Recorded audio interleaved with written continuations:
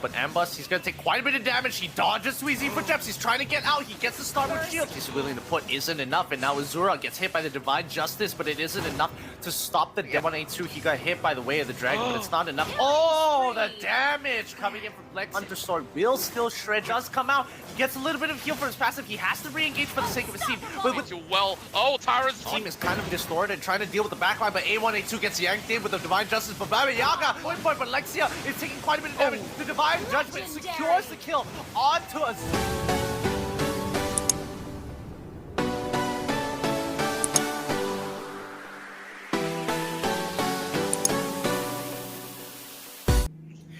Yo! Okay, that's trash talk coming in from Team BOSSKURR. Like, they've really upped the trash. That's definitely heartfelt for members of Siren Clan, but of course, with that being said, we're about to continue with our very first game with Team BOSSKURR on the blue, Siren Clan on the red, and, you know, let's have all the action do the talking this time around. Yep, as we can see, Siren Clan this time, a lot is running on them here because they want to make it within the top 8 and not fall down into the bottom 2. So they're going to have to do everything they can in their power to actually win these games against Team BOSSKURR. 2-0 sounds pretty good, but they'll take a 2-1 if they have to. Yeah, they definitely need any sort of points that they can get. The more the better, and right now, as it stands, of course, their sort of a lineup that they have proposed for this game of 1 seems to be pretty much formidable against BOSSKURR's side. Azura X actually soaking so much damage, but here comes the cavalry as A1A2 arrives to save his teammate. So as it stands, still a stalemate, but both sides are playing a little bit slowly. They're not taking aggressive movements into the jungle for invades, but you know, BOSSKURR as well, they don't really want to give 3 points away. So Zaraki here has to deal with Ambuss over on top side. Well, speaking of which, here comes Alicia trying to actually take one camp off. Yeah, and it looks like they want to go for one more camp. They know they're doing the buff, so they're kind of just slow rolling this right now. But Ambuss, he's going to take quite a bit of damage. He dodges too easy for Jeps. He's trying to get out. He gets the Starboard Shield, but it's not enough. And now Siren Clan, they have to make the response now. The smoke screen is caught, but the back line is just way too far away. Like, there's nothing they can really do to kind of avenge this kill. Claude forced to go back into the mid lane. What I really like about Team BOSSKURR's lineup is that they have an element of surprise. Like, every single one of these members of Team BOSSKURR has an ability that can actually give them a dash. And with that, they just went up towards the top side and just pounced over on towards Ambuss. And nothing much that can be done right there. And Team BOSSKURR starts the lead, takes down the first turn of the game.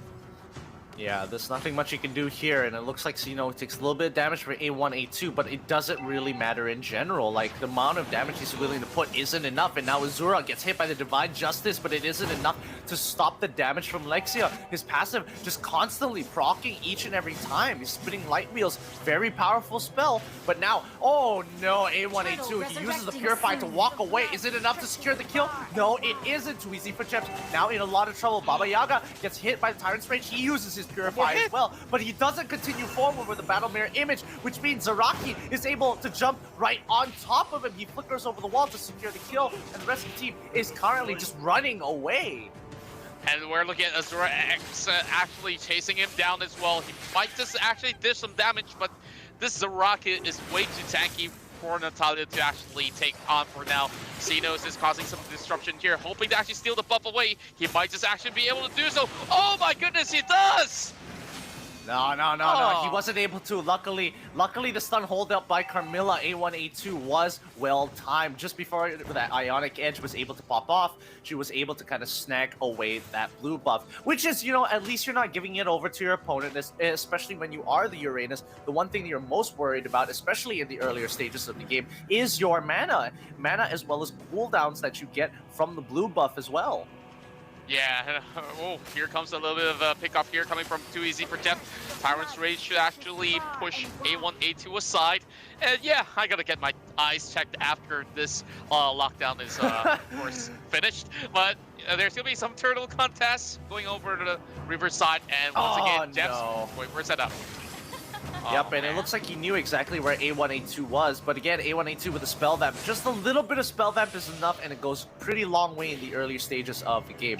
Turtle is going to go down over to Team BOSSKURR, and they continue to control this top side. However, Siren Clan can't seem to punish the bottom side because Uranus is essentially unkillable and has been proxying the waves since the 3rd minute of the game. Yeah, and he's just going to be continuing to do so. Well, at first I actually thought Zeno will be picking up the Cho instead, but he definitely has been expanding his horizons, and he's actually causing so much nuisance. Like, he's just proxying waves after waves. He might just actually proxy out the mid lane as well. But Ambus here suffocating a little bit. Same goes to A1, A2, trying to cut in from the buff side. But Azura might just have some plans to actually catch them all off. Zaraki hoping to actually take on A1, A2. As Siren Clan, they're all over the place.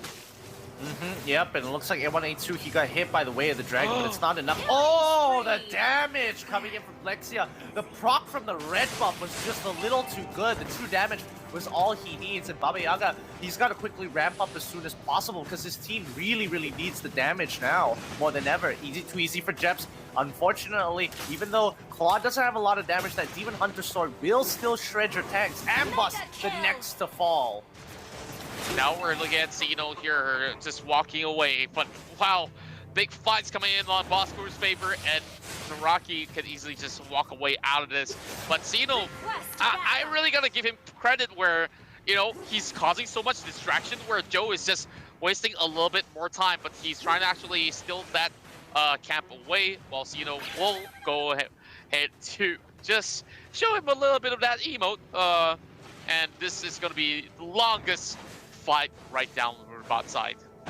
Yeah, this is honestly, the bot side is one of the most boring matchups you could ever get, but now too easy for Jeps, in trouble. He can't really do much. The Tyrant's Rage does come out. He gets a little bit of heal for his passive. He has to re-engage for the sake of his team, but with the bouncing ball, somehow he survives as BOSSKURR come rushing in. Lexia does a really good job positioning himself away from Azura and Baba Yaga. There was just no option for them to go through. With the help of Zaraki, the threat of the 3rd hit of Jakundo was enough. And yes, he might be able to pick up the kill onto Azura if it wasn't for Baba Yaga and the quick fingers of the Battle Mirror image. No. Is he going to find him in the Pixel Brush? No, he does not.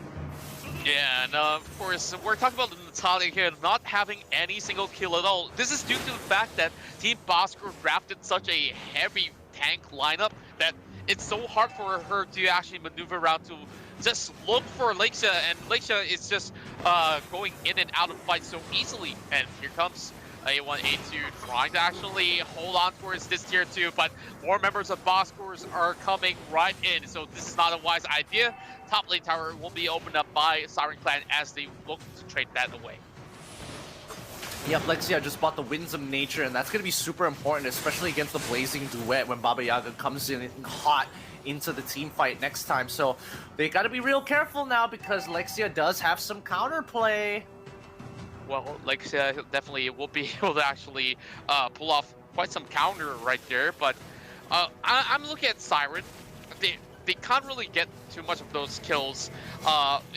For the fact that they're not really coordinating way too well. Oh, Tyrant's Rage goes right in, and that's one heavy kick pick off there. Azura is gone. There's nothing much they can do now. They just have to kind of let this tier 2 go down. The rest of the team is kind of distorted, trying to deal with the backline, but A1, A2 gets yanked in with the Divine Justice, but Baba Yaga gets hit, and he's trying to take out Lexia. Quickly, one more auto attack. He was so close, but Lexia's passive was just a little too strong. Way too strong, I could say. And of course, BOSSKURR now, knowing that they don't have Baba Yaga to actually worry about, they can just easily find their way to take their next objective right down below, which will be 1 turtle. And who knows if they can just shove in all these sort of the waves and take each one of all these camps, they will be extending their lead even further. And speaking of the lead right now, we're looking at a 8k differential coming on the way. Well, of course, my math's a little bit off, but it's going to be 6,000 in gold. And let's have a look into towards the items of Lexia for now. Yeah, and it looks Oops. like Lexia has got what he needs. He's got his core items, and the 8-kill plus Bounty Hunter has made it very conclusive. His full build is imminent. Baba Yaga, on the other side, has kind of been struggling to get those procs for his Bounty Hunter. He needs to secure some kills for himself. Sino and Joe back at it again. Nothing much is going to happen until the rest of Siren Clan shows up. The consecration has been used, and Sino now in a little bit of trouble here. Lord. He needs to kind of think about what he's doing, but the Blazing Duet coming out for too easy for Jeps. The rest of the team, where is Team BOSSKURR? Lexia is here, and now Siren Clan are on the run.